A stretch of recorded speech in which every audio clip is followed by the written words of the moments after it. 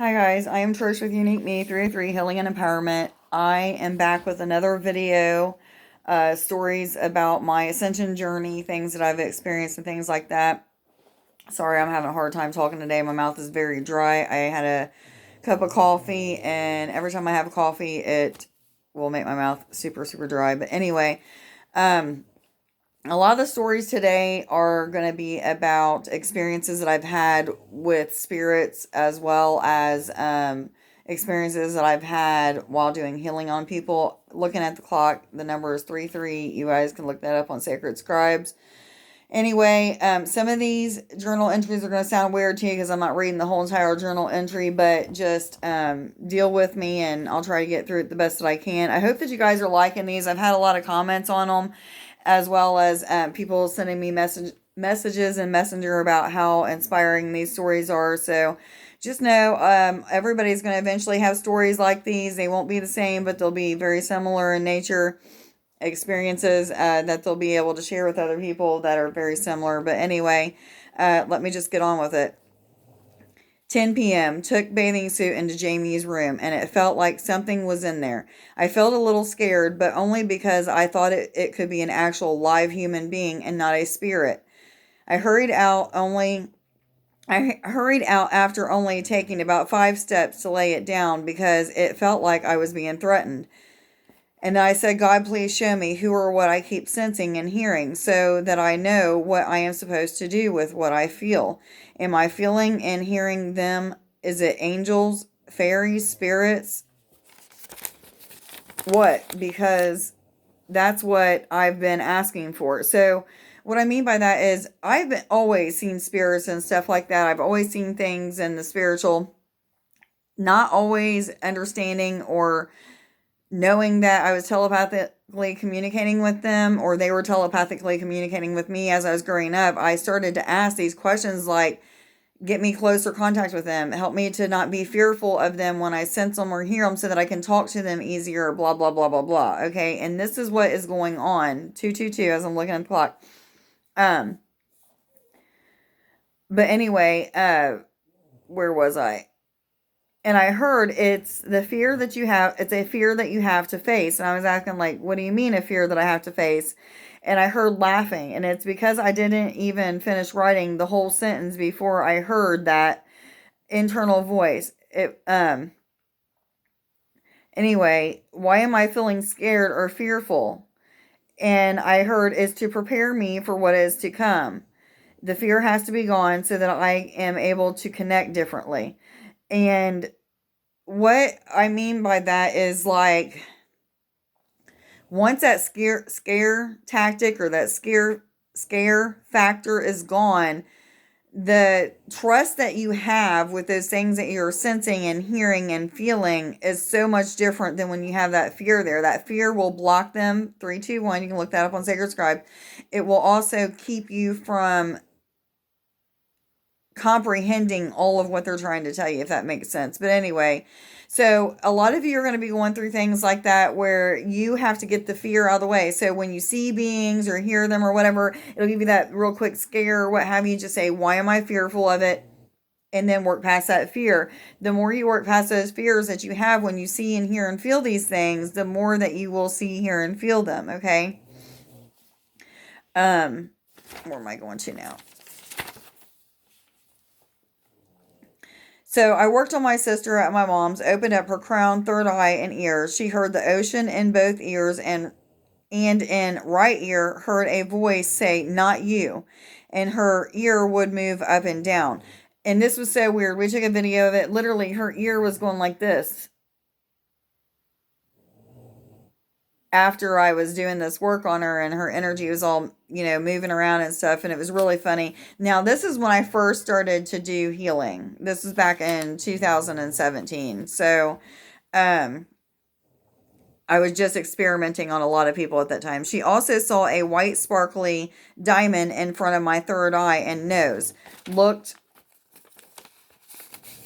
it up, and it was a symbol of wisdom, the highest wisdom and knowledge, and I felt like it was a very special symbol. Now, a lot of people that I've worked on since then, I've seen with diamonds in front of their head or some kind of gem in front of their head, and each one of them either represented like a tribe that they've come from or something that was special to a certain race or what have you. So each one of those will mean something different. Everybody probably has different things in front of their third eye, but they're only visible to people that are able to perceive them at that time. So the more that you awaken and elevate to a higher frequency, the more that you'll be able to see and perceive things that other people cannot.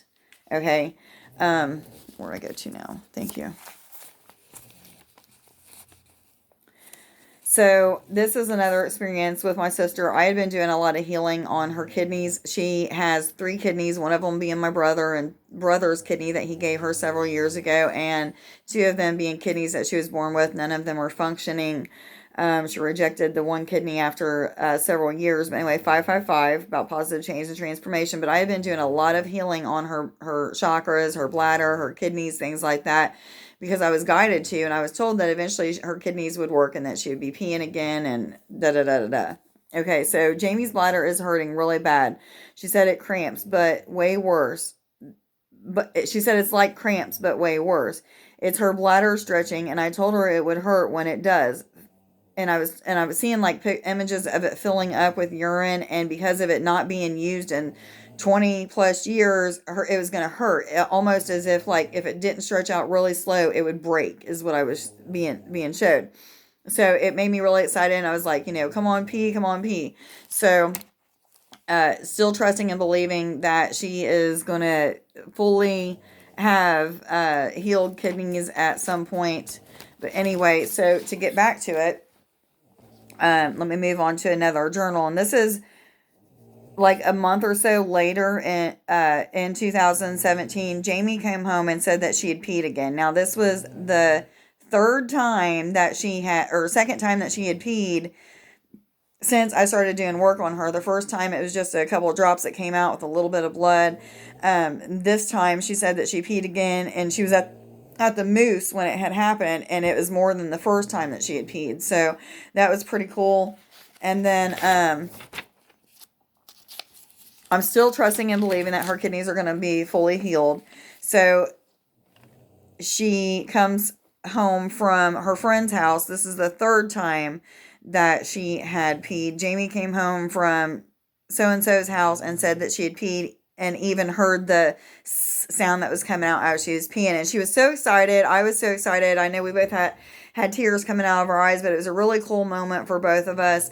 One, because I was trusting and believing in what I was guided to do when I was doing this healing on her, and was telling her all this stuff, even though a lot of fear was coming in and thinking like this will never happen and blah, blah, blah, blah, blah. Now, since then, she has not urinated, and this was in 2017. However, I still trust and believe that she is going to be healed. She has been meeting with doctors to have a kidney transplant again, and she is back on the kidney transplant list, but I am confident in knowing that eventually she's going to be fully healed and her kidneys are going to work. All 3 of them, I was told, will work. Not just the 2 that she has, but the one that my brother gave her. Anyway, so, it gets me excited just thinking about the whole thing anyway. But, yeah, now I don't even know where to go. Okay, where am I supposed to read? Give me just 1 second so I can get myself back together. Okay, sorry about that, guys. While at the candlelight meeting, I had my legs crossed, one over the other, and the leg that was on top had an illuminated white, cloudy-looking fog rising up and out of it. The more I looked at it, the bigger it grew away from my leg and foot. I thought maybe it was my glasses being smudged from crying, because I had just been crying about somebody that had passed away. But when I lifted my glasses off my eyes to see what it was, the colors got even brighter. I'm pretty sure it was my aura. This is the first time I've been able to see my aura that good. I've been able to see it come off my head about 2 inches and be so faint that I've questioned whether or not that's what it was that I was actually seeing.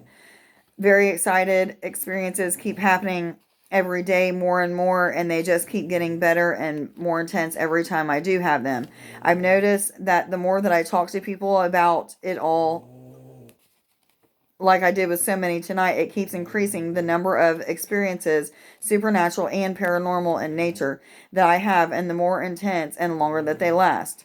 And that is so true. It's like the more that 1010, the more that I talk to people about the experiences that I'm having, the more that I keep awakening to these types of experiences. And I mean, it's just crazy and real, the experiences that you guys will start to happen. The more that you awaken, the more that you become aware of what is going on, the more that you talk to your angels and guides and your higher self and all that stuff, the more that you will see that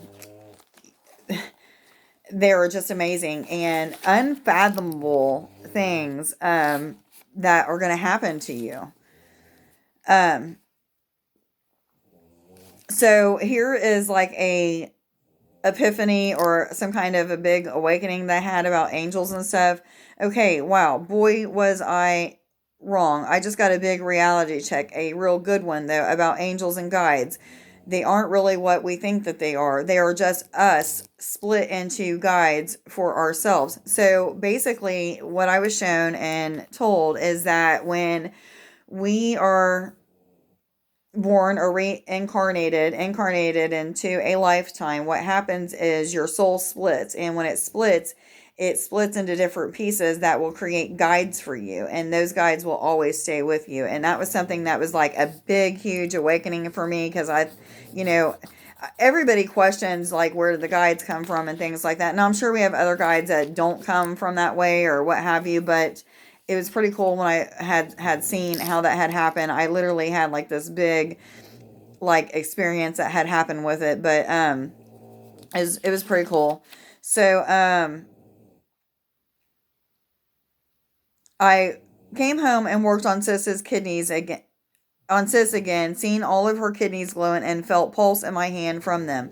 My hand would heat up a little bit after I was in a spot, so I tried moving my hands around on her to see if she could feel the heat where I was. Every time she said, correct. So I moved from stomach to legs, from back to tailbone to head, and this time, wherever I went, it stayed heated up for a while. Everywhere I worked on before that heated up. I think that's when it's healed, because I get that like feeling, tell me when it heats up. So I would have her tell me when it was heated up, and I'd know to move on to the next spot. Now I'm sharing this with you because when I first started doing healing, remind you guys, I've never took any classes. I've only had healing done on me one time by this time by a friend that had done some chakra healing on me and had removed some entities and implants and things like that.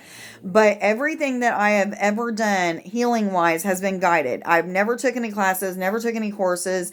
Everything has been guided by angels, higher self, source, God, what have you. So I was finding out at this time that when my hands heated up and that when people felt heat, that meant healing was taking place. And that is so true. I now know that coolness means that healing needs to take place in that area. So anyway, that was something that I wanted to share with you guys, because a lot of you guys are going to be doing healing on yourself and others. When you feel heat in those areas, know that that means that healing is taking place. If you feel coolness, or your client or whoever you're working on says it feels cold to my body, then in a certain part of my body, then you need to check that part of their body and do healing on it, because it needs healed. And I'm hearing yes as I'm saying that.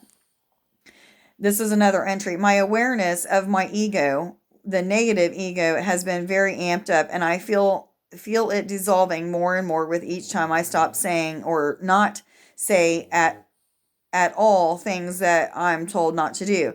As I'm thinking it or saying it, I give them thanks for making me aware. And what I mean by this is like 1414. The more I would pray, I pray every day, like, please make me aware of the things that I need to be silent on, things I need to talk about, those character defects that come out of me, make me aware of those things that I need to not do or I need to do differently. And boy, oh boy, was every time I was getting ready to say something to somebody that shouldn't have came out of my mouth, I'd be shut up, or something would come out totally different than what I was saying, so that my ego was put in check. Now, it wasn't put in check in front of these people. 1444. It was put in check, like, internally. My guidance was like, hey, hey, hey, don't do that. This is what'll happen if you do that. And it would play out in my head the scenario of what was going to happen. You guys will go through that too. As long as you're praying for awareness, your awareness will come. Your ego will be put in check. Believe that. It will dissolve more and more and more, and you'll start to understand how the ego works. I definitely see and understand how ego works. It's kind of like a 12-step program. Traditions, you have to break them to fully understand their value. Not saying I should just do that by any means when it does happen, but those lessons of why I shouldn't say or do certain things, and I am forced to take a look at my behaviors and thoughts. It feels good to know exactly what to or not do or say, what to or I can't even finish what I'm trying to say. It feels good to know exactly what to do or not to say or to do at all times, even if it takes one of those lessons where I feel or sound like a total ass to get me to see. And sometimes that'll happen. 1555, boy oh boy, all kinds of confirmations, but sometimes it'll happen, I'll allow myself to do what I'm told not to do just to see the lesson in it. And sometimes those lessons will just be like really, really cool, I feel like 1616, like I want to go ahead and end this video. And I'll come back and make another video. I feel like I've shared enough for today. It kind of feels like this one's kind of going in the direction of times when I've done healing on people, so you guys could know what to expect when you're doing healing on yourself or others.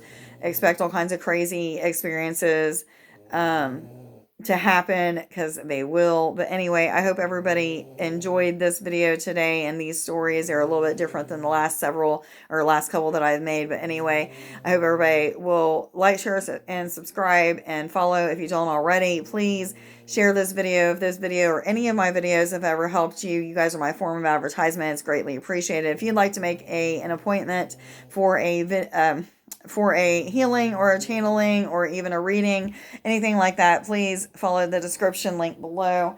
And I hope everybody has a wonderful day. Stay blessed, stay safe. Love you. Bye.